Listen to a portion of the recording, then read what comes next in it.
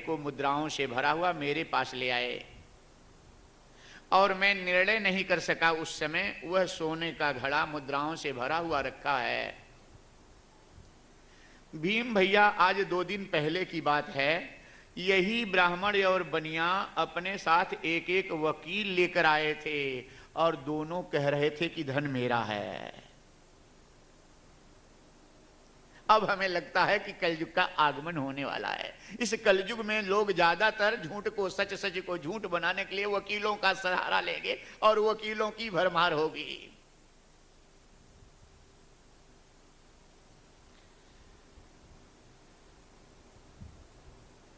सत्य असत की बहस छिड़ी रहेगी सदा और असत को सिद्ध करने के लिए सत्य के रूप में तमाम बहस करने वाले पढ़ लिख कर लोग तैयार होंगे। झूठ को सच सिद्ध करने के लिए तमाम अपने बुद्धि का दुरुपयोग करेंगे लोग इस कलयुग में। यह सोच ही रहे थे, बात हो ही रही थी, तब तक अचानक उदास हो गया धर्मराज युधिष्ठिर का मुखमंडल कि भीम भैया 6 महीना अर्जुन को द्वारिका गए हो गया, अभी कुछ सूचना नहीं मिली। न तो अर्जुन का समाचार, न भगवान का समाचार वासुदेव का, न द्वारिका का समाचार। और तब तक अर्जुन आ गए। अर्जुन को देखते ही धर्मराज युधिष्ठिर ने प्रश्न किया, अर्जुन अर्जुन, ये तुम्हारे मुखमंडल का तेज क्यों गायब हो गया? आज तुम्हारा मुखमंडल निस्तेज क्यों लग रहा है अर्जुन? कहीं ऐसा तो नहीं कि किसी ब्राह्मण और संत अबला ने अपनी रक्षा के लिए पुकार किया हो कि तुम वीर क्षत्रिय हो, मेरी रक्षा करो, और तुमने उनकी रक्षा नहीं किया, इसलिए तुम्हारे मुखमंडल का तेज गायब हो गया? अर्जुन बताओ, ऐसा तो नहीं कि कोई संत ब्राह्मण, कोई अतिथि तुम्हारे दरवाजे पर घर पर आया हो और उसको भोजन कराए बिना तुमने भोजन कर लिया, इसलिए तुम्हारे मुखमंडल का तेज गायब हो गया?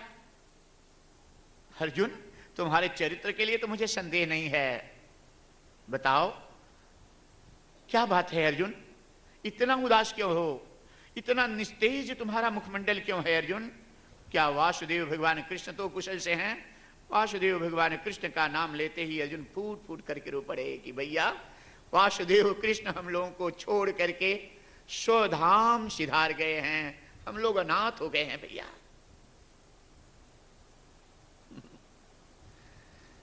भगवान कृष्ण स्वधाम सिधार गए हैं। अब हमें पता चला कि मैंने जो मत्स्य वेद किया था भैया, वो वासुदेव भगवान कृष्ण की कृपा थी भैया, मेरा सामर्थ्य नहीं, मेरी धनुष विद्या नहीं थी। कई बार मैंने जो दिग्विजय प्राप्त की थी वो भगवान की कृपा थी। महाभारत का युद्ध जो हम लोगों ने जीता वो भगवान कृष्ण की कृपा थी भैया। हम अनाथ हो गए हैं। और भगवान का वियोग सुन करके पांडव प्रभो प्रभो वासुदेव वासुदेव कहते हुए व्याकुल होकर के रो पड़े। भगवान कृष्ण का वियोग पांडवों से सहन नहीं हो सका और राज्य के उत्तराधिकारी अभिमन्यु के पुत्र युवराज परीक्षित को राज्य की सत्ता सौंप करके पांडव स्वर्गारोहण की तरफ चल दिए।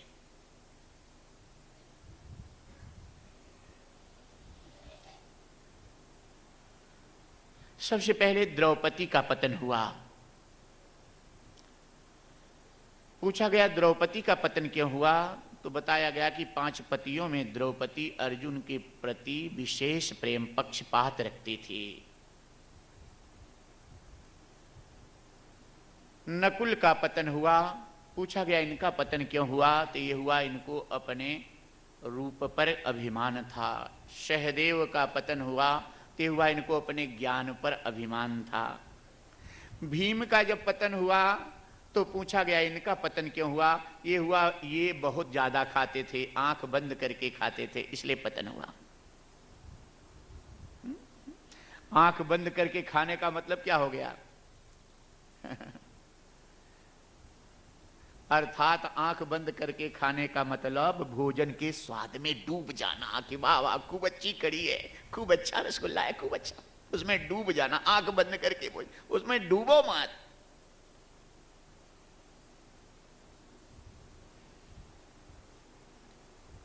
और दूसरा आंख बंद करने का मतलब है कि भगवान की प्रार्थना किए भोग लगाए बिना भोजन करना। और तीसरा आंख बंद करने की प्रतिक्रिया जो है वह कोई पास पड़ोस या समाज में या कोई कहीं भूखा तो नहीं है, किसी को आवश्यकता तो नहीं है रोटी का भोजन का, इसको देखे बिना अपनी विलासिता में डूबे रहना, आंख बंद करके भोजन करना है।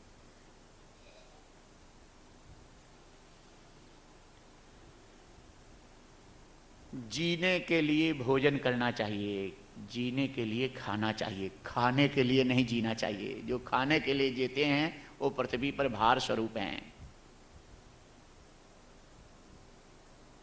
लेकिन खाने के लिए जीने वालों की संख्या बहुत ज्यादा है, जीने के लिए खाने के लिए वालों की संख्या बहुत कम है कि साधना भक्ति और संयमित जीवन जी करके अपने लक्ष्य की तरफ बढ़े।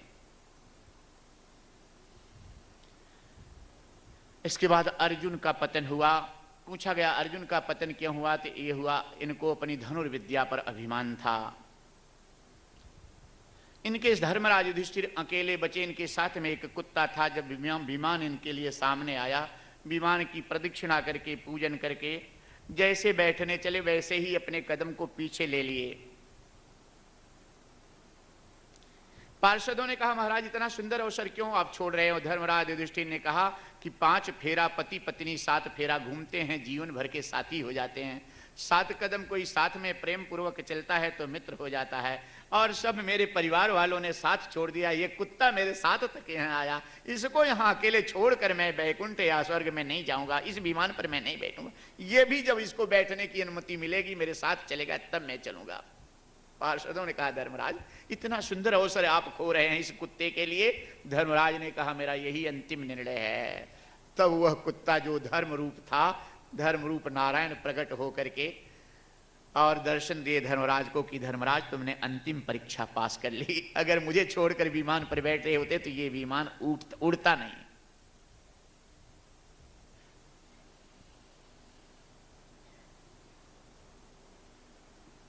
राजा परीक्षित बड़े सुंदर ढंग से राज्य का संचालन करने लगे। और एक दिन दिग्विजय करने की इच्छा से राजा परीक्षित अचानक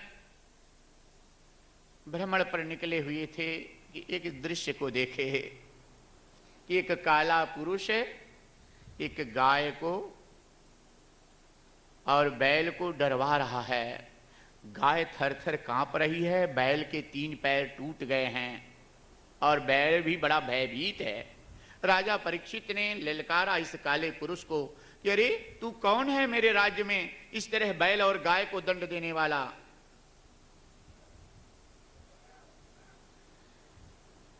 कलयुग ने हाथ जोड़ा कि राजन मैं कलयुग हूं। इस काले पुरुष ने कहा मैं कलयुग हूं। राजा परीक्षित ने कलयुग को ललकारा कि मेरे राज्य में तुझे प्रवेश नहीं मिलेगा। अगर मेरे राज्य में तू प्रवेश करना चाहता है तो मुझसे युद्ध करना होगा। कलयुग ने कहा राजन अब तो धर्म की परिभाषा भली भांति जानते हैं। विधि का विधान है 4 युगों का, 3 युगों का समय पूरा हो चुका है, भोग कर चुके हैं, चौथा मेरा समय है। इसमें हस्तक्षेप करेंगे तो विधि के विधान में हस्तक्षेप माना जाएगा, ये भी एक अधर्म है। हे राजन मेरे अंदर दुर्गुण तो बहुत हैं, लेकिन सब दुर्गुणों से सुंदर भारी पड़ने वाला एक गुण मेरे अंदर बहुत अच्छा है। सतयुग त्रेता द्वापर में हजारों वर्ष पूजा पाठ जप तप करने से जो फल मिलता है वह फल मेरे इस कलयुग में 24 घंटा गुरु के द्वारा सच्चे नाम रहस्य की विधि जानकर स्नेह पूर्वक चिंतन और जप करने से उतना ही फल मिलता है। एक गुण बहुत अच्छा है मेरे अंदर। राजा परीक्षित को इस कलयुग का गुण बहुत अच्छा लगा कि ये तो बड़ा सुंदर गुण है। लेकिन तब राजा परीक्षित बैल से पूछे कि तुम कौन हो और तुम्हारे इस 3 पैरों को किसने तोड़ दिया है? धर्म बैल ने कहा राजन मैं धर्म हूं, मेरे 3 पैर को इस कलयुग ने तोड़ दिया। गाय से जब पूछे कि तुम कौन हो, तो गाय ने कहा राजन मैं पृथ्वी हूं, इस कलयुग के प्रभाव से मैं भयभीत हूं। इस कलयुग में पुत्र पिता को नहीं मानेगा, बहू सास को नहीं मानेगी, भाई भाइयों से द्वेष होगा, आपस में एक दूसरे के बैरी हो जाएंगे, संत महात्माओं की गुरु की हंसी उड़ाई जाएगी, धर्म का उपहास होगा, काम के वशीभूत होकर के अपने धर्म की परिभाषा को तोड़ देंगे लोग। राजन, थोड़े थोड़े धन के लिए एक दूसरे की हत्या हो जाएगी, ब्राह्मणों की हत्या हो जाएगी, संतों की हत्या हो जाएगी।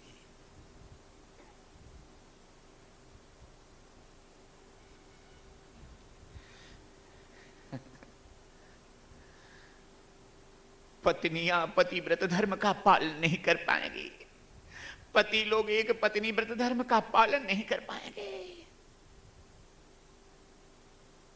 धर्म में आडंबर और लोभ का राज्य होगा।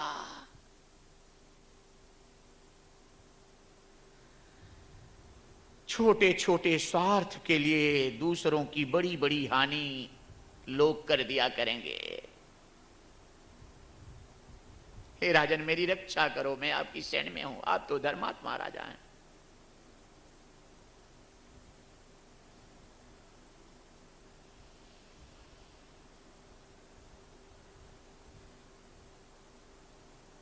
धर्म को बैल की तरफ जब राजा परीक्षित फिर देखे, तो बैल ने कहा राजन, मेरे 3 पैर इस कलयुग ने तोड़ दिए हैं। धर्म के 4 पैर होते हैं। बैल धर्म का प्रतीक है और धर्म के 4 पैर होते हैं, सत्य, तप, पवित्रता और दान। दया दान दोनों का एक ही रूप बताया गया है। दया बिना कोई दान नहीं कर सकता। तो सत्य को यदि जीवन में आप नहीं उतारेंगे तो धर्म का पहला ही पथ कट जाता है। और सबसे महत्वपूर्ण रस धर्म का पहला पथ है, पहली सीढ़ी है, पहला कदम है सत्य।